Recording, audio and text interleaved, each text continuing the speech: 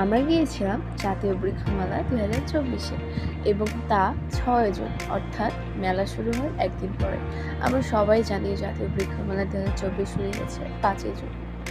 আমরা মেলায় গিয়ে দেখেছিলাম যে মেলার কাজ এখনো চলছে। 5 জুন মেলা শুরু হওয়াতে সব কাজ এখনো মেলায় এসে পৌঁছায়নি। এরই মধ্যে অনেক সুন্দর সুন্দর গাছ মেলায় এসে পৌঁছেছে এবং আপনারা যারা বৃক্ষপ্রেমী আছেন এবং মেলায় যাওয়ার উপায়টা আপনারা জানেন না, তাদের সুবিধার্থে আমি মেলায় যাওয়ার অ্যাড্রেসটা বলে দিচ্ছি। বৃক্ষমেলা 2024 অনুষ্ঠিত হয়েছে ঢাকার আগারগাঁওয়ে এবং আপনারা আসতে হলে আপনাদেরকে আসতে হবে আগারগাঁও তালতলা বাস স্ট্যান্ডে এবং এখান থেকে আপনারা একটি রিক্সা বা সিএনজিতে করে আপনারা পৌঁছে যেতে পারেন জাতীয় বৃক্ষমেলায়।